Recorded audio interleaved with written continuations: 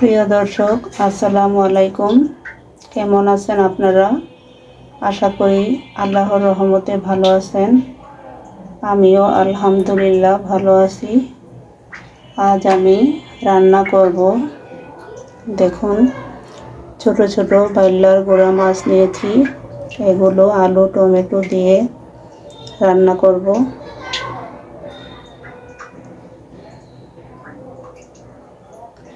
দেখুন, আমি চুলায় একটি পাতিল বসিয়ে দিয়েছি।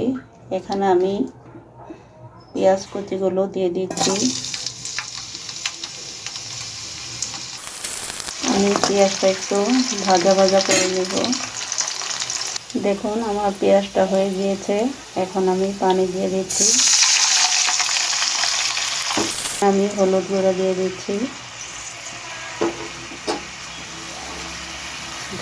মরিচ গুঁড়া,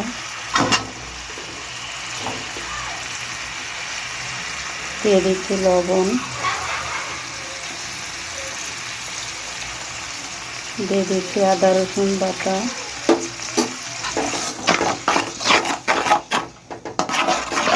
এখন আমি মশলাটা ভালোভাবে কষিয়ে নেব।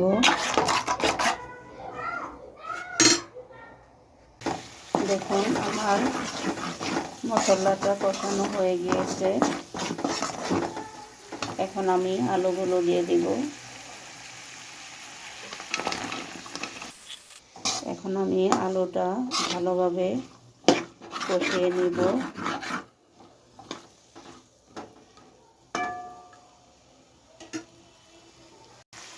দেখুন, আলুটা কষানো হয়ে গিয়েছে।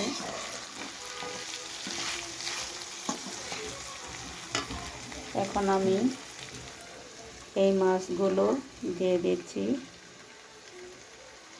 শীতের দিনে এই মাছগুলো খেতে খুব ভালো লাগে।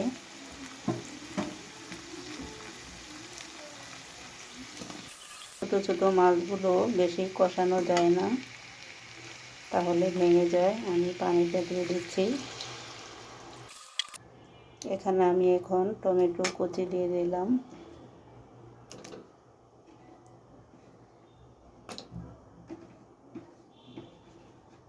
নিয়ে নিয়েছি কয়েকটি কাঁচামরিচ কুচি, দিয়ে দিলাম।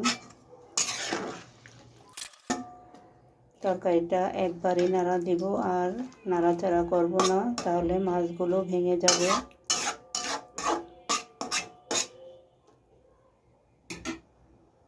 দেখা হচ্ছে কিছুক্ষণ পর।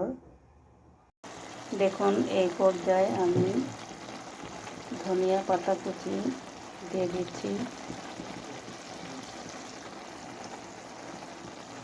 এই ছোটো মাছগুলোতে ধনিয়া পাতা বেশি করে দিলে খেতে খুব ভালো লাগে।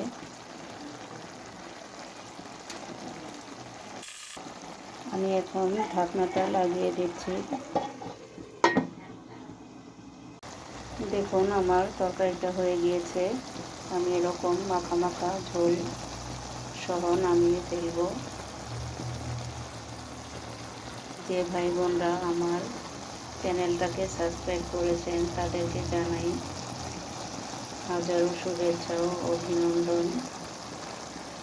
আর যে ভাই বোনরা এখনও আমার চ্যানেলটাকে সাবস্ক্রাইব করেননি তাদেরকেও শুভেচ্ছা জানিয়ে আমন্ত্রণ জানাচ্ছি আমার চ্যানেলটা সাবস্ক্রাইব করার জন্য।